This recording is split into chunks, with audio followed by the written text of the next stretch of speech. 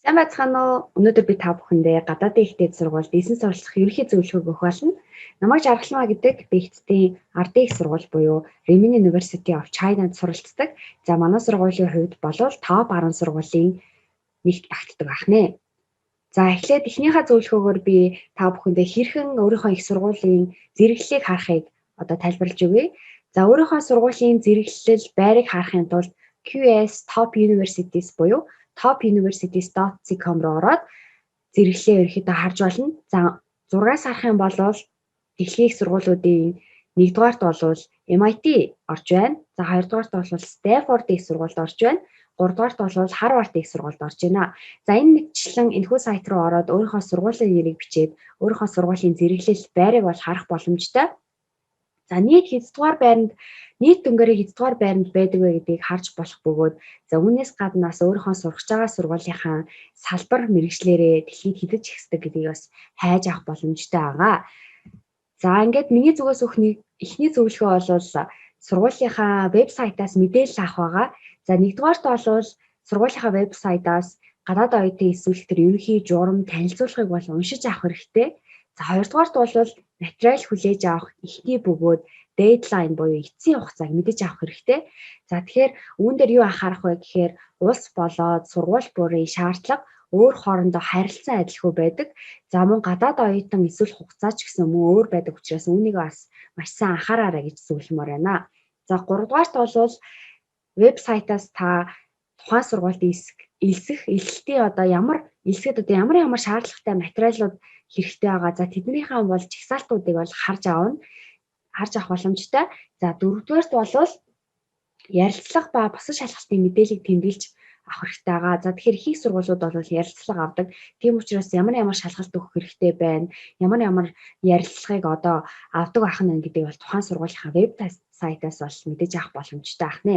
За 5-дугаарт бол хэрвээ та сургуулийнхаа веб сайтаас ойлгохгүй тодорхой бус мэдээлэл одоо харагдах юм бол түүнийг бас сургуулийн гадаад оюутны офис руу имэйлээр бичээд асуух боломжтой.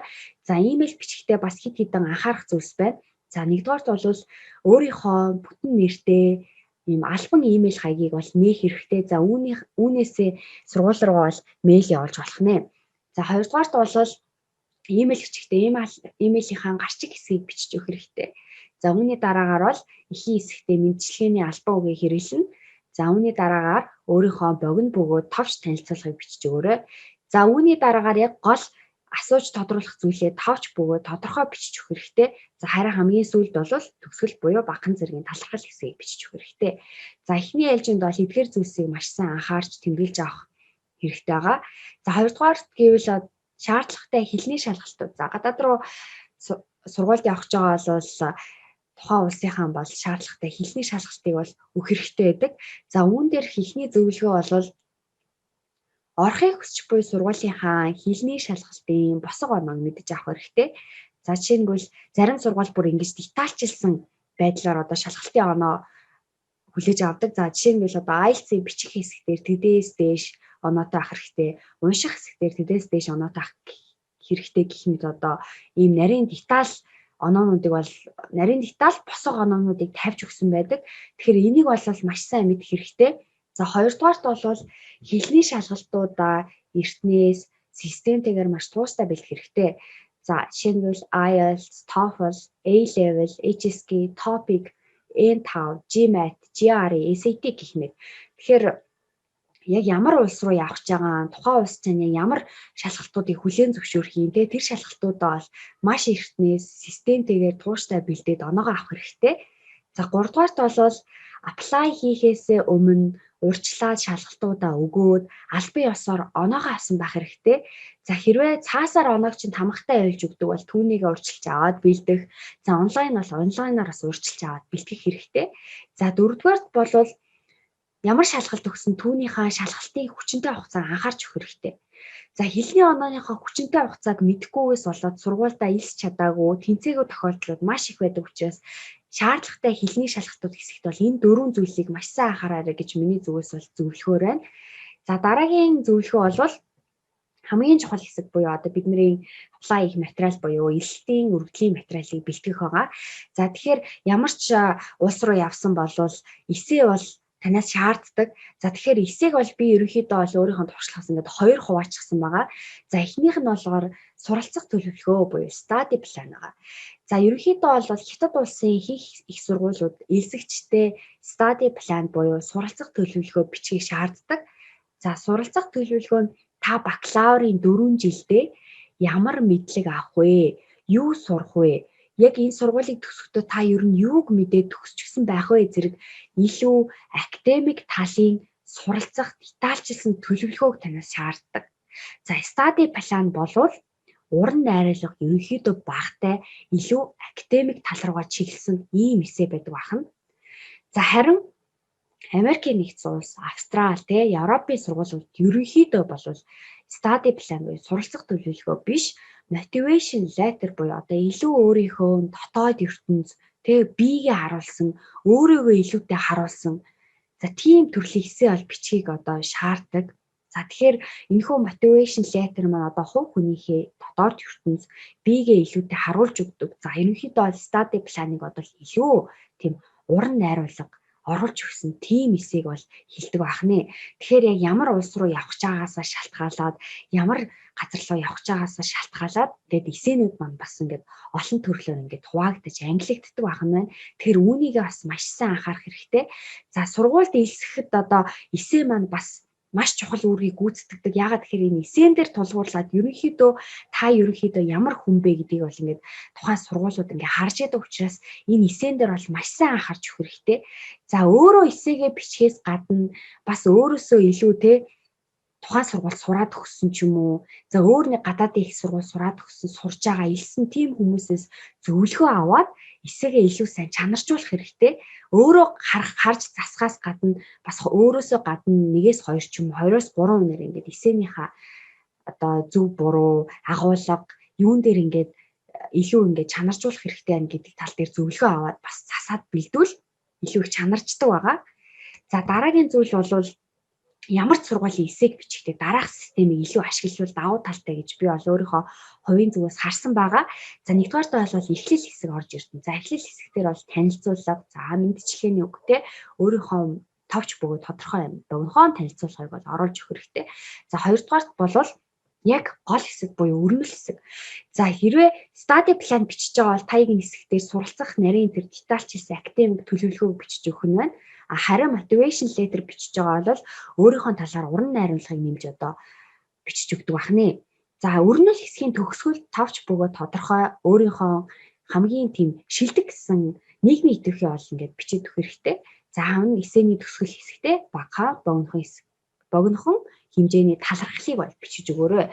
За тэгэхээр яг энэ системээр бол бич гэж би зөвлөхгүй. Гэхдээ ерөнхийдөө бол нэг иймэрхүү ерөнхий юм процесс нь за эссе бичих процесс нь нэг иймэрхүү бүтцтэй байх юм бол бас давуу тал болох талаас нь бол би зөвлөж байгаа.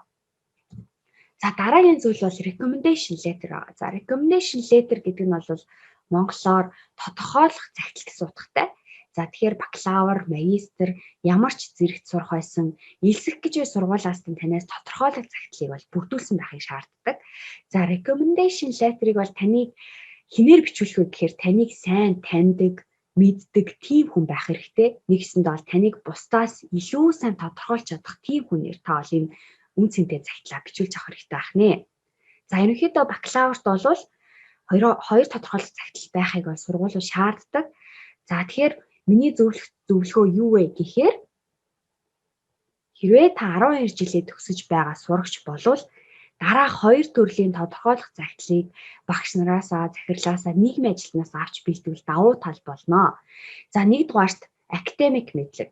Таны академик мэдлэгийг тодорхойлж чадах хамгийн сайн тодорхойлж чадах хүн бол таны ангийн багштай. Тэгэхээр энэ академик мэдлийн тодорхойлох загтлыг бол ангийн багшаас аваад их тохиромжтой авах нь. За энэхүү загтал нь таны академик мэдлэгийг илүү сайн тодтогч өгөх ёстой. Жишээ нь энэ сурагчийн сурлах хэрвээ, сурлагын архиц хэрвээ, за ямар хичээлдээ сайн бэ, ямар хичээлдээ илүү дуртай вэ, IQ хэрвээ гэх мэт. За энэ чиглэлээр бол илүү тодтогч өгөх загтал бол ангийн багшаараа бичүүлэх илүү тохиромжтой авах нь. За хоёрдугаарт бол таны нийгмийн идэвхийг тодорхойлж өгөх загтлыг нийгмийн ажилтнаас аваад авбал тохиромжтой гэж би одоо үзэж байгаа. За тэгэхээр энэхүү загтал нь таны нийгмийн идэвхтэй оролцоог илүү тодтогч харуулж өгөх хэрэгтэй байгаа. Жишээ нь энэ хүүхэд урлаг спортын тэмцээнүүдэд оролцдог уу? Оролцдог бол ямар шагнал авсан бэ? За хичээлээс гадуурх нийгмийн оролцоо хэрвээ. За жишээ нь сайн дурын ажил хийдэг бол ямар сайн дурын ажил хийж исэн. За ямар нэг үйл ажиллагаа зохион байгуулж исэн бол ямар үйл ажиллагаа зохион байгуулж исэн гэх мэт энэ илүү нийгмийн идэвх талаас нь тодорхойлж өгөх загтлыг бол одоо нийгмийн идэвхийг тодорхойлох загтал гэж байгаа. За тэгэхээр recommendation letter маань бас таны ингээд тодорхойлж өгч байгаа учраас бас одоо өөрийгөө сайн мэддэг, сайн таньдаг тийм хүнээр бол энэ үн цэнтэй загтлыг заавал бичүүлж авах хэрэгтэй ахнэ. За дараагийн зүйл нь бол одоо дүнгийн хуудас сургууль төгссөний гэрчлэлээ байгаа. За их сургуульд элсэхэд таны 12 жилийн голч оноо буюу GPA гэж нэрлэдэг энэ оноо бол маш чухал. За хэрвээ магистрт бол мэдээж бакалаврын GPA оноо чухал байдаг. За хэрвээ та сургуулаа төгсөөд завсар жил буюу gap year аваад үндсэн болвол энэ хугацаанд өөрийнхөө материал эхнээс нь бүрэн бүтэн шалгаад бэлтгэх хэрэгтэй. За өмнө нь хэлсэнчлэн улс болоод сургууль бүрийн эзлэлтийн хугацаа ондоо байдаг. За жишээ нь Америкийн нэгдсэн улсад бол ихэнхдээ 9 сараас 1 сарын хугацаанд эзлэлтээ авдаг бол Хятад улсад 2-5 сарын хугацаанд за гадаад оюутнуудаас эсвэлж авдаг ахнэ. За хэрвээ та сургуулаа төгсөөгүй байгаа бол apply хийх гэж байгаа бол сургуулаа төгсөөгүй байхдаа apply одоо эсэлтийн өргөдлөө одоо сургуульд apply хийх гэж байгаа бол тухайн сургуулаасаа одоо өөрийнхөө сурж байгаа сургуулаасаа тус сурагч нь манай сургуульд сурдаг нь үнэн.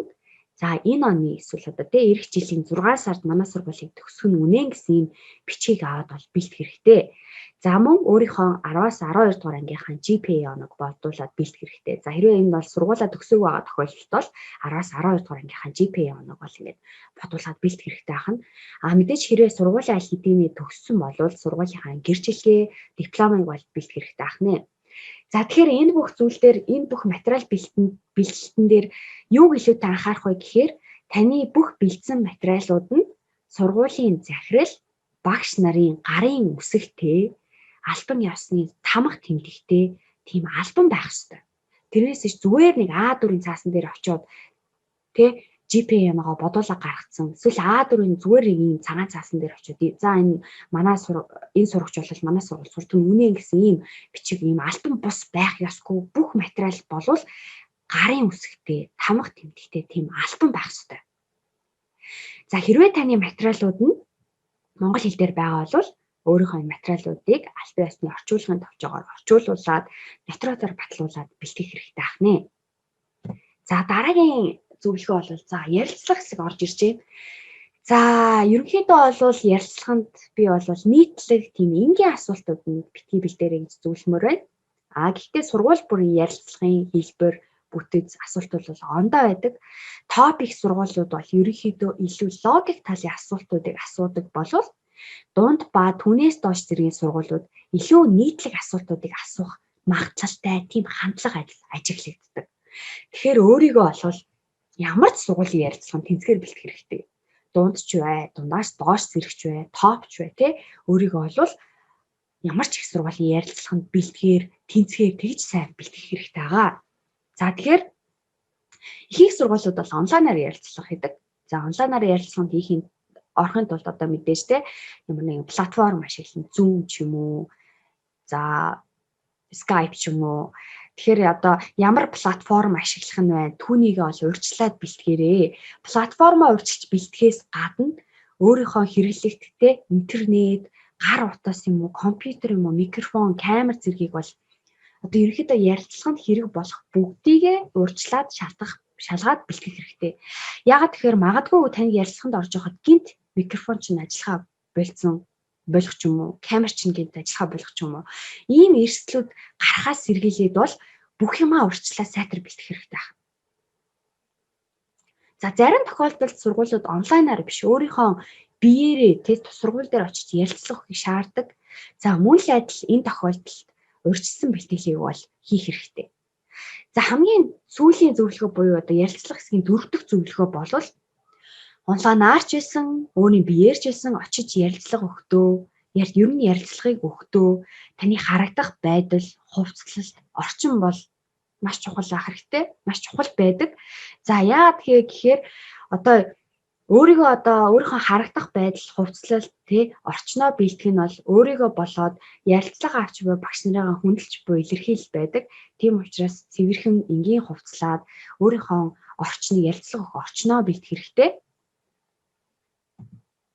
За дараагийн зүйл бол тэтгэлэг байгаа. За гадаад руу ихтэй сургууль сурах нь бол ингээд гэр бүл ар гэрээс бол маш их хэмжээний юм санхүүгийн чадамжийг бол ингээд шаарч идэг. Тийм учраас манай улсын оюутнууд ерөнхийдөө бол ингээд тэтгэлэг авах сонирхолтой. Манай улсаас гадаад улс сурж байгаа оюутнууд бол ихэнх нь бол тэтгэлгээр сурдаг байдаг. За тэгэхээр манай улсд бол манай боловсролын яамтай хамтран зохион байгуулдаг олон улсын засгийн газрын тэтгэлгүүд маш их байдаг. За жишээ нь бол Хятад, Франц гэх мэттэй. За энэхүү тэтгэлгүүдийг бол хаанаас харж болох вэ гэхээр боловсрол соёл шинжилгээ ухааны яамны вебсайт руу ороод тэнцээ бүр юм тустай гадаадд сурах гэсэн тийм тусгай зис байгаа.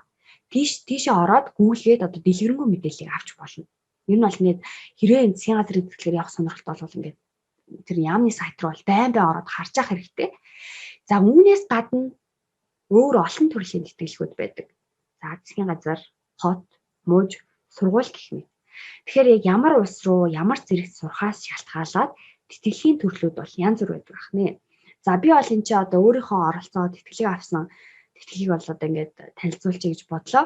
За эхнийх нь болохоор бүгд найрамдах Хятад ард улсаас Монгол улс руу элчин сайдын яам болон манай боловсрол соёл шинжилгээ ухааны яамтай хамтран зохион байгуулдаг эдийн засгийн газрын тэтгэлэг байгаа. За ерөнхий шаардлага нь бол хэрвээ та бакалаврын түвшинд элсэн суралцах болвол бүрэн дунд боловсролтой голч дүн тань 3-аас дээш 25 хүртэлх насны ах хэрэгтэй. За энэ засгийн газрын тэтгэлэг маань өөрөө таны 4 жилийн сургалтын төлбөр, за 4 жил амьдрах дотуур байр, эрүүл мэндийн даатгалыг бол ингээд багтаадаг. За тэгэхээр нэмээд танд сар бүр амжиргааны ингээд Хятадд амьдрах тэр амжиргааны мөнгийг бол өгдөг бахны. За би энэ хүү тэтгэлгийн шалгалтыг ингээд ерөнхийдөө бол 5 үе шатаар авчихсан байгаа. За нэгдүгээр үе шат нь бол бичгийн шалгалт өгнө. Та хэрвээ бакалаврт эсгэж байгаа бол англи хэл, хятад хэл, математик гэсэн 3 ийм хичээлээр шалгалт өгдөг бахны. За хоёрдугаар шат хэрвээ та бичгийн шалгалтанд тэнцэх юм бол мэдээж та элчин сайдын яам дээр очиж ярилцлага өгнө. Ярилцлага бол англи болон хятад хэлээр явагддаг. За 3 дугаар шат өргөдөл хийх гэж байгаа. За хэрвээ та элчин сайдын яам дээр явагдсан тэр ярилцлаганд тэнцэх юм бол та Хятадд 3 сургууль сонгох хэрэгтэй болдог. 3 сургууль сонгоод өөрийнхөө одоо материалуудыг илгээх ийм боломж нээгддэг. За 3 сургуулиас сонгохдоо маш сайн анхааралтай бодож сонгох хэрэгтэй. За 3 сонголтынхоо 1-р сонголтын дээр бол өөрийнхөө би яг энэ сургуульд бол би орч чадна гэсэн тийм итгэлтэй 101% итгэлтэй сургуулийг сонгоод өгөх хэрэгтэй. За 2-дугаарт бол бас орох магадaltaй. За 80-аас 90 ч юм уу 70-аас 90% магадaltaй сургуулийг сонгоод өгөх хэрэгтэй.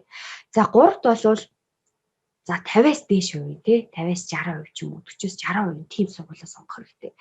За энэ тэтгэлгийн нэг онцлог нь юу вэ гэхээр хэрвээ таны сонгосон тэр 3 сургууль гуруулаа сонгоогүй болвол эдийн засгийн газар боловсролын яамнаас нь танд ямар ч хамаагүй рэндомор нэг сургууль та тэр сургууль руу явах хэрэгтэй. Хэрвээ явахгүй бол одоо сургуулаа одоо болио би сургуульд явахгүй гэх юм бол одоо эргээд та эдийн засгийн газрын тэтгэл дахин ингээд орох боломжгүй болгодог байна.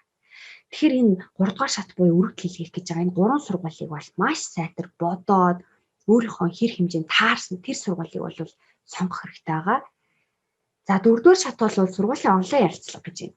За бүх сургууль бол магадгүй онлайн ярилцлага авахгүй ч магадгүй, цаасаа авдаг ч гэж магадгүй. Ерөнхийдөө бол ихэнх сургуулиуд бол онлайн өөрийнхөө сургуулиас тантай онлайн ярилцлага хийдэг байгаа. За 5-р шат. За 4-р шатс байж болон байхгүй ч болно. Энэ бол танд ямар сургууль сонгосноосоо таны материал бүрдүүлэлт ямар байгаагаас шалтгаалаад сургууль бол онлайн ярилцлага авах үгүй шийддэг учраас энэ 4-р шат бол бас байж ч болно, байхгүй ч болно. Гэхдээ ерөнхийдөө бол түрүү хэлсэнчлэн бас бэлтгэх хэрэгтэй. Байж магадгүй надаас онлайнаар ярилцлага авч магадгүй хүмүүсд бол бэлтгэх хэрэгтэй. За 5-р шат бол энэ бүх процесс дуусны дараагаар та бол ингээд сургууль тэмцэн байх юм бол урилга хүлээн аваад виза мэдүүлэх байна. За энэ тэтгэлгийн хугацаа бол жил бүрийн 2-оос 5 дугаар сарын хооронд боловсрол соёл шинжилгээ ухааны яамны вебсайт дээр ингээд харагддаг. Тэгэхээр ингээд вебсайт руу ингээд ороод бол маш сайн харж авах хэрэгтэй. За тэгэхээр сүүлийн жил бол явагдаагүй. Тэгэхээр магадгүй эх жил бас ингээд дахиад явагдаж магадгүй. Тийм учраас тэр сайт руу нь бол ингээд ойр ойрхон ороод харж авах хэрэгтэй. За хоёр дахь нь бол бас миний нэг орж исэн өвд тэтгэлэг бол хот мод сургуулийн тэтгэлэг байгаа. За ерөнхийдөө бол би энэ чинь Шанхай хотын тэтгэлгийг жишээгээр авсан байна. За Шанхай хотын тэтгэлэг бол А, Б тэтгэлэг гэж хоёр ангилагддаг. За ерөнхий шаардлага нь бол бакалавр төгсөлт гарах бол бүрэн дүнд боловсрол эзэмшсэн 25 хүртэлх насны хамгийн багадаа HSK 4-р тесттэй авах хэрэгтэй. За А тэтгэлэг нь одоо бүтэн тэтгэлэг буюу засгийн газрын тэтгэлэгтэй ижлэгийн хэмжээний хангамжтай 4 жилийн сургалтын төлбөр, 4 жилийн дотор байр, за тэгээд эрүүл мэндийн даатгал буюу сар бүр амжиргааны мөнгийг өгдөг. За Б тэтгэлэг буюу хагас тэтгэлэг. Энэ зөвхөн таны 4 жилийн сургалтын төлбөр, эрүүл мэндийн даатгалыг төлнө.